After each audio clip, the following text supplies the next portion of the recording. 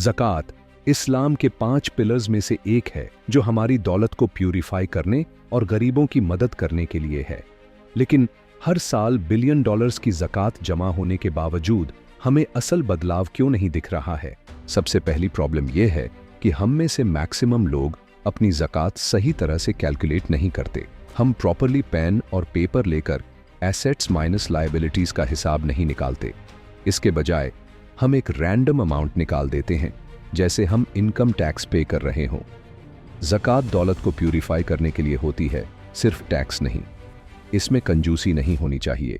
अल्लाह सुबहान व तआला से डरने वाले कुछ लोग तो रोज़ाना अपनी ज़कात और सदका का अमाउंट अलग कर लेते हैं ताकि वो पैसा कहीं और खर्च ना हो जाए। लेकिन कैलकुलेशन से आगे आपकी ज़कात जा कहाँ रही है? ज़्यादातर ज़कात शॉर्ट टर्म रिलीफ में खर्च होती है, फूड पैकेजेस, ब्लैंकेट्स या इमरजेंसी एड में। ये चीज़ें इंपॉर्टेंट हैं, लेकिन क्या ये काफ़ी हैं?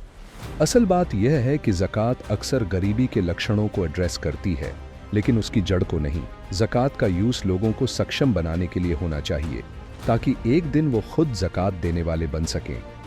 खपत का कोई अंत नहीं है। मेडिकल इमरजेंसीज जैसी क्राइसिस के अलावा ज़कात को एजुकेशन, एंटरप्रेन्योरशिप और आने वाली पीढ़ियों की भलाई पर लगाना चाहिए। कई जगहों पर लॉन्ग टर्म डेवलपमेंट पर फोकस कम होता है।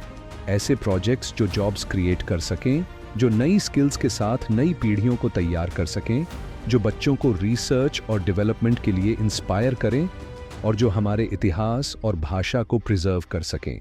या फिर ऐसे प्रोजेक्ट्स जो लास्टिंग हेल्थ केयर प्रोवाइड कर सकें। शॉर्ट टर्म मदद ज़रूरी है, लेकिन यह लंबे समय में जिंदगियां नहीं बदलती। बिना लॉन्ग टर्म प्लानिंग के गरीबी जनरेशन टू जनरेशन रिपीट होती रहेगी। एक और बड़ी प्रॉब्लम है ज़कात फंड का मिसयूज। कुछ लोग ज़कात के पैसे में कमीशन लेते हैं, जबकि कुछ लोग इस पैसे को पर्सनल गेन के लिए यूज करते हैं। यह एक सीरियस इश्यू है। हमारी जिम्मेदारी सिर्फ ज़कात कैलकुलेट करने और देने तक सीमित नहीं होती। हमें यह भी इंश्योर करना होगा कि यह सही लोगों तक पहुंचे, उन तक जो सच में इससे फायदा उठा सकें। सोचिए, अगर ज़कात सही तरीके से कैलकुलेट हो, जिम्मेदारी से दिया जाए और उन लोगों को दिया जाए जो इसे अपॉर्चुनिटी में बदल सकें, तो हम पूरी कम्युनिटी का फ्यूचर बदल सकते हैं। सिर्फ आज के लिए नहीं, बल्कि आने वाले कल के लिए भी। ज़कात के पास जिंदगियां बदलने की ताकत है, लेकिन यह हम पर है कि हम इसे वाइजली यूज करें।